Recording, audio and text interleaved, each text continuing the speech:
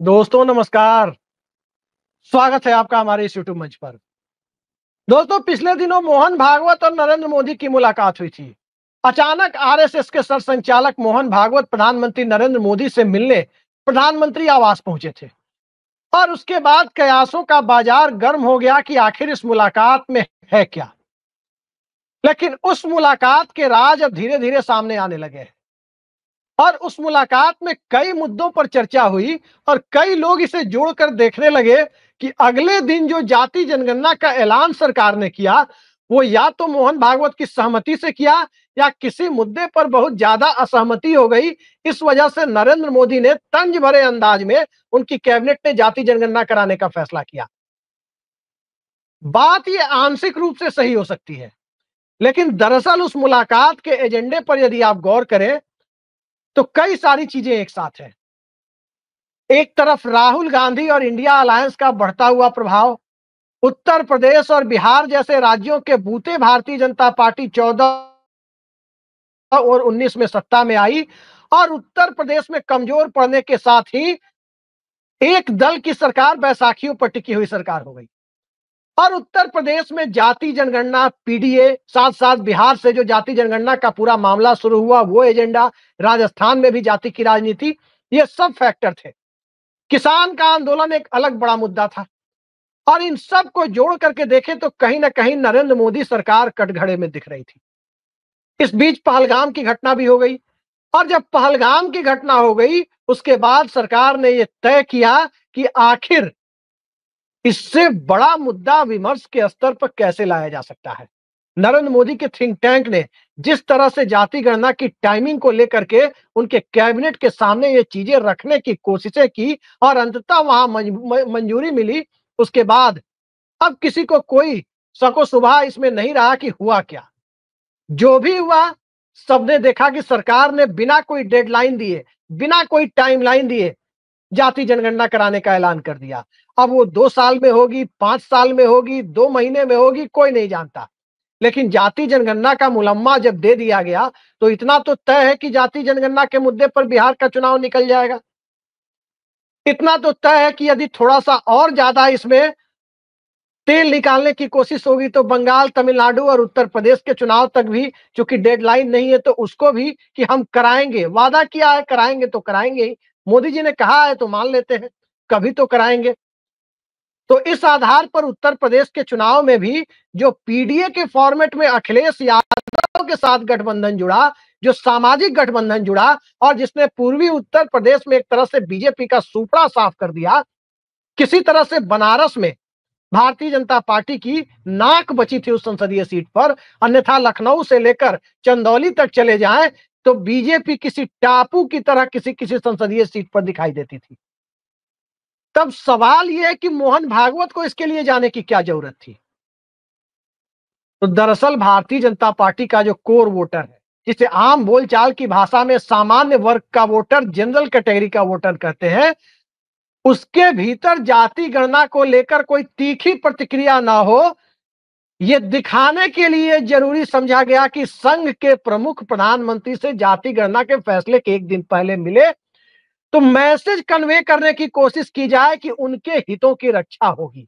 अब किसके हितों की रक्षा होगी, किसके हितों की रक्षा नहीं होगी, ये सभी जानते हैं कि जाति गणना हुई बिहार में तो उसका नतीजा क्या निकला। और राहुल गांधी कह रहे हैं कि जाति गणना होगी तो हम आरक्षण भी बढ़ाएंगे, 50% रिजर्वेशन का कैप भी खत्म करेंगे और इन सब के साथ प्राइवेट सेक्टर को भी आरक्षण की सीमा का पालन करने पर मजबूर करेंगे। स्वाभाविक सी बात है कि सत्ता के साथ गोदी सेठों की जो नजदीकियां हैं, कम से कम मौजूदा दौर में यह संभव नहीं है कि सामाजिक न्याय और कॉरपोरेट दोनों एक प्लेटफॉर्म पर आकर के सरकार के एजेंडे के साथ इस सरकार के दौर में सहमत हो। यह तो नरेंद्र मोदी सरकार कभी नहीं करा पाएगी कि निजी क्षेत्र में आरक्षण दिया जाए। लेकिन जाति गणना होने मात्र से जनरल कैटेगरी के हितों को कथित तौर पर नुकसान पहुंचता है, यह नैरेटिव किसी और का नहीं। ये नैरेटिव जिस तरह से जाति गणना का विरोध भारतीय जनता पार्टी के लोगों ने, कुछ लोगों ने टीवी पर खुल के किया, कंगना रनौत जैसे सांसदों ने अलग अलग इंटरव्यू में किया, सुधांशु त्रिवेदी जैसे प्रवक्ताओं ने अलग अलग समय पर किया, कई राज्यों के मुख्यमंत्रियों ने तंज भरे अंदाज में जाति गणना के प्रस्ताव पर अपनी प्रतिक्रिया दी। तो उससे न सिर्फ अंधभक्तों को दिक्कत हुई, बल्कि कई और लोगों को दिक्कतें हुई। तो ये सारा मामला जिस रूप में फिट होता हुआ दिखाई दे रहा है, उन सारे मामलों को देखने की कोशिश करें तो साफ जाहिर हो जाता है कि कहीं ना कहीं भारतीय जनता पार्टी को यह डर सता रहा था कि जाति गणना का फैसला लेंगे तो कहीं वीपी सिंह वाला हाल ना हो जाए, क्योंकि वीपी सिंह से सवर्ण तबका नाराज हुआ और वीपी सिंह सवर्णों के बीच एक दौर में विलीन हो गए। यह स्थिति नरेंद्र मोदी की ना हो जाए। और भारतीय जनता पार्टी एक राजनीतिक पार्टी है, तो वोटर उससे नाराज हो खुश हो, यह चलता रहता है। लेकिन बड़ी चिंता संघ की थी कि संघ से निकली हुई मानी जाने वाली भारतीय जनता पार्टी आखिर संघ के लोगों को, मानने वाले लोगों को के हितों को नुकसान पहुंचाने की हद तक कैसे चली गई। तो कहीं ना कहीं ये मुलाकात हुई, इस मुलाकात का फोटो जारी किया गया। फोटो लोगों ने देखा भी कई जगह कि मुलाकात हुई है, वो पहले वाली फोटो है या अभी की फोटो है, लेकिन कुछ लोगों ने उस मुलाकात से जुड़ी हुई फोटो कह करके सोशल मीडिया पर डाला। अब पता नहीं, फोटो का मैं एक्सपर्ट हूं नहीं कि बताऊं कि फोटो कब की है या उसकी टाइमिंग क्या है। नहीं ऐसा कोई लैब है मेरे पास जिसमें कि हम उसको टेस्ट कर सके कि कब की फोटो है। लेकिन मुलाकात हुई, ये बात सही है। और मुलाकात के द्वारा यह संदेश बीजेपी उन तबकों को देने की कोशिश कर रही थी जो जाति गणना के विरोध में खड़े थे। एक मुद्दा तो यह है, राहुल गांधी और इंडिया अलायंस के एग्रेशन को, तेजस्वी यादव और अखिलेश यादव के राजनीतिक आक्रामकता को कैसे कम किया जाए, यह स्ट्रेटजी तय की गई। और इसके साथ साथ शायद ये लोग भूल गए थे कि जाति जनगणना का मुद्दा सबसे पहले इन लोगों के हाथ में दिया कौन था। स्वाभाविक है कि जो आज एनडीए के साथ खड़े हैं बिहार के मुख्यमंत्री नीतीश कुमार, उन्होंने ही दिया था। अपने राज्य में कराया, इंडिया अलायंस के एजेंडे में शामिल कराने की कोशिश की, कराया भी, और अंततः इंडिया अलायंस को टाटा बाय बाय कहके भारतीय जनता पार्टी के साथ चले भी गए। वहां भी कब तक रहेंगे ये उनके सिवा कोई नहीं बता सकता। भगवान भी नहीं बता सकते कि नीतीश कुमार कब किस गठबंधन में रहेंगे। वो स्थिति बनी हुई है। तो उस स्थिति में तमाम परिस्थितियों को देखते हुए मोदी भागवत मुलाकात की स्क्रिप्ट लिखी गई, ऐसा अंदरूनी सूत्र दावा कर रहे हैं। लेकिन एक दूसरा एजेंडा भी है। दूसरा एजेंडा भारतीय जनता पार्टी के अध्यक्ष के पद से जुड़ा हुआ है। अध्यक्ष कौन बनाया जाए। स्वाभाविक है कि मोदी साहब यही चाहेंगे कि जो ऐसा अध्यक्ष आए जो पूरी तरह से उनके नियंत्रण में रहे। संघ ये चाहता है ऐसा अध्यक्ष आए जो अगले 20 सालों की राजनीति में एक चेहरे के तौर पर उसे स्थापित किया जा सके। और उसके लिए कई नाम आपने देखे। कुछ लोगों ने शिवराज सिंह चौहान का नाम चलाया, लेकिन शिवराज सिंह चौहान अब चूंकि 70 पार के हैं, 20 साल बाद की राजनीति में वो 90-95 साल के होंगे, तो उस उम्र में स्वाभाविक है कि लाल कृष्ण आडवाणी की तरह वो घर बिठाए जा चुके होंगे। यही स्थिति राजनाथ सिंह की है, यही स्थिति कमोबेश कुछ हद तक नितिन गडकरी की है। तो इन तीनों नामों को भले ही मीडिया ने उछाला, मनोहर लाल खट्टर के नाम को भी उछाला, लेकिन ये नाम चलने वाले नहीं, ये अध्यक्ष नहीं बनने जा रहे। अध्यक्ष की होड़ में फिलहाल जो 3 नाम दिखाई दे रहे हैं, एक नाम अनुराग ठाकुर का है।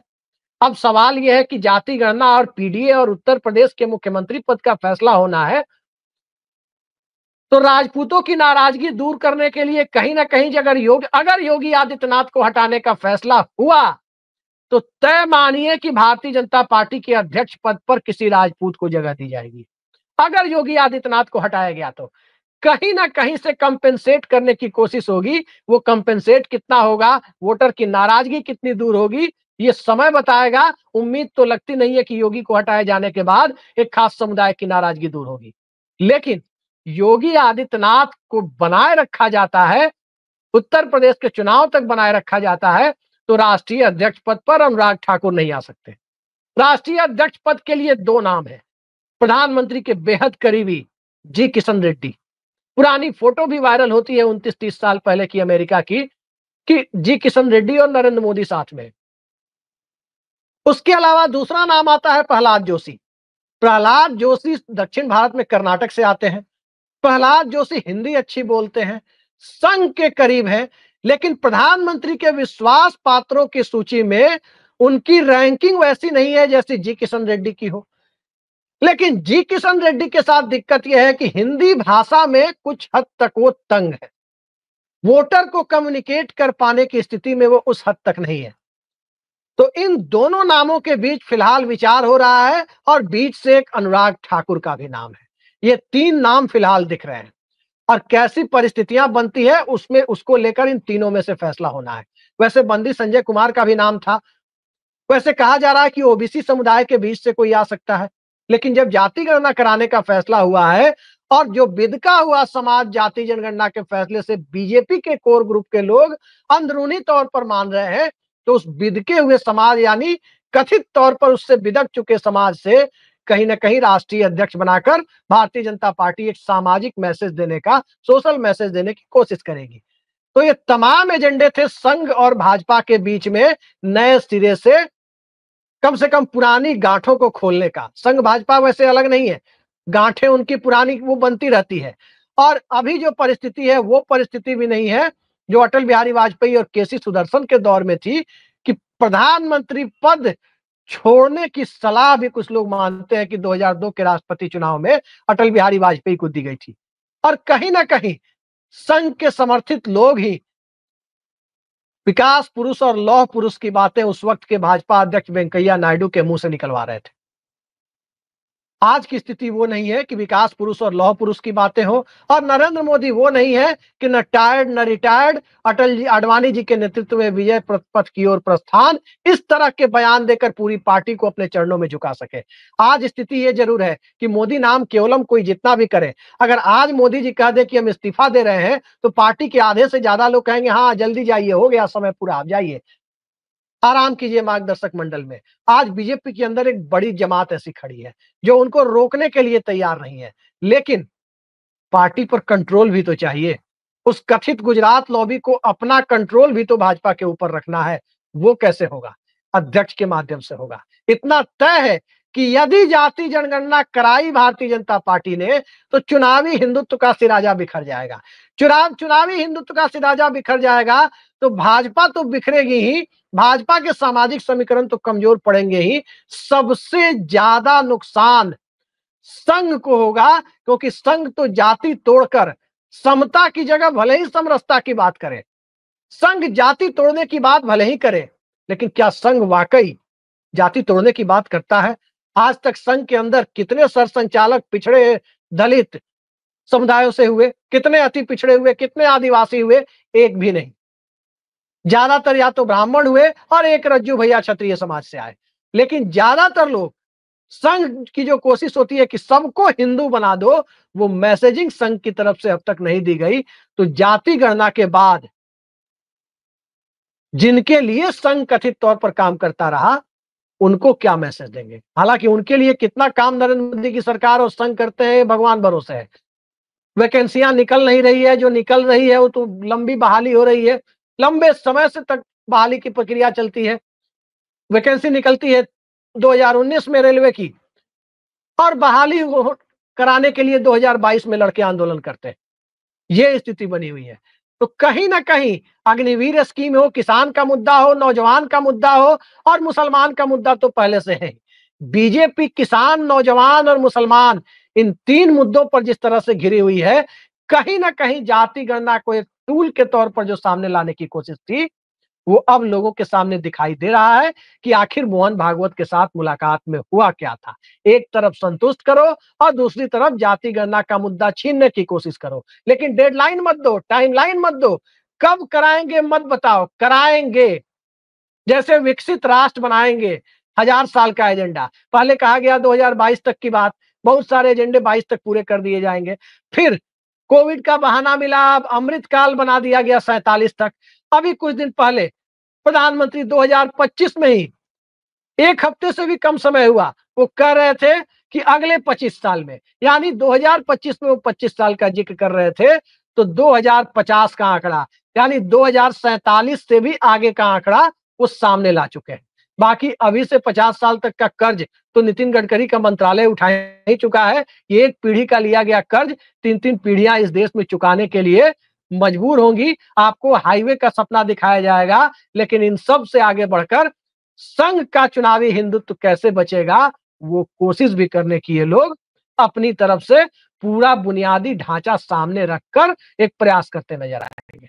तो देखते जाइए क्या होता है। फिलहाल तो राहुल गांधी ने जिस तरह से पॉलिटिकल डिस्कोर्स चेंज किया, कमिटमेंट के साथ चेंज किया, बिना कोई गोदी सेठ को बगल में बिठाए हुए चेंज किया, तो गोदी सेठ ने कैसा पोर्ट कहां बनाया, कहां के लोग नाराज हो सकते हैं, ये एजेंडा बीजेपी और प्रधानमंत्री के लिए चिंता का विषय हो सकता है, उनके मुंह से निकल सकता है।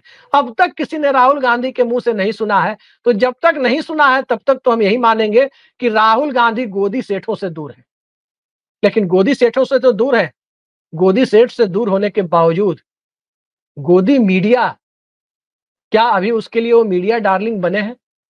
स्वाभाविक है कि नहीं बने हैं। और जब नहीं बने हैं तो देखते जाइए, अभी और कई तरह से अलग-अलग तरह के चैनल में आप देखेंगे, कहीं एक एआई की मदद से कोई मिसाइल बना के लड़ाती हुई दिखाई जाएगी पहलगाम मुद्दे के बाद, कहीं कुछ दिखाया जाएगा, कहीं कुछ दिखाया जाएगा, तमाम तरह की चीजें आपके सामने। ऐसा लग रहा है कि टीवी के एंकरनियां ही बैठकर आपस में लड़ाई करा देंगे।